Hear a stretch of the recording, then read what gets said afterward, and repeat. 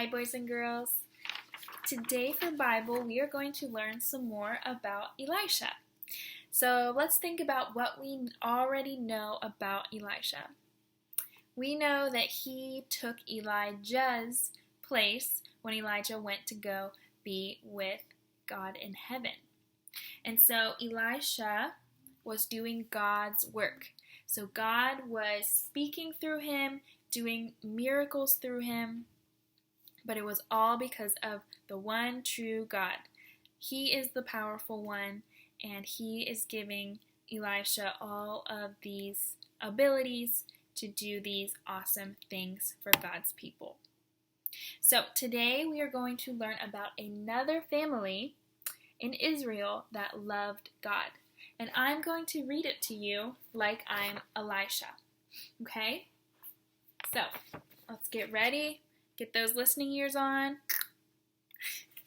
Alright, so it says, "My name is Elisha, and I want to tell you another miracle God did for an Israelite family who loved and served him. I often passed through the town of Shunammite, where a wealthy woman always asked me to eat with her and her husband. So this was a rich person, and she was really nice, and she and her husband always asked Elisha to come and eat with them every time he was in town. Elisha said that I was glad for her hospitality. One day, she surprised me with a special room on her roof. She and her husband had made a place for me to stay whenever I passed through their town.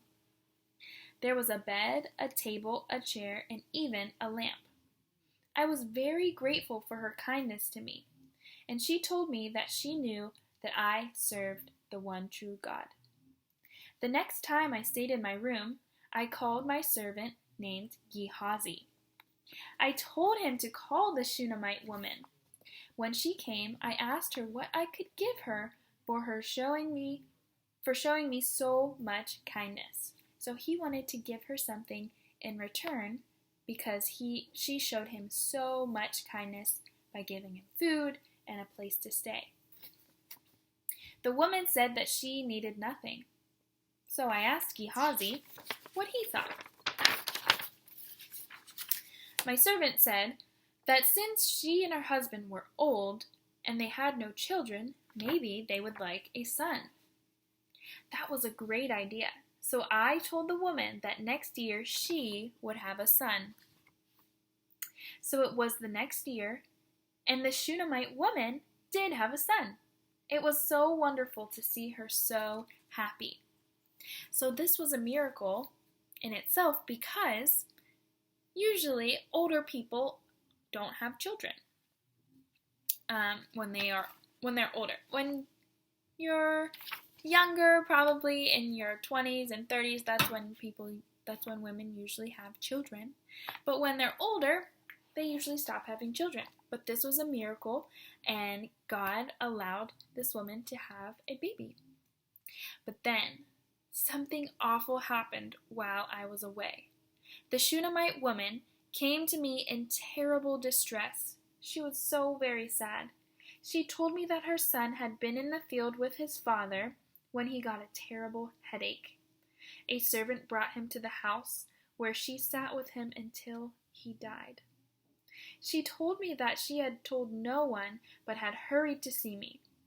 I told Gehazi to take my staff, that's like a rod or something that shepherds often use to keep their sheep corralled. So it was like a big wooden stick almost. So he told Gehazi to take his staff and run to the boy, stopping for no one.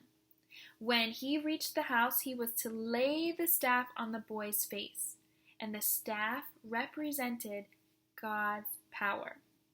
The woman still begged me to come to the house, so I went with her.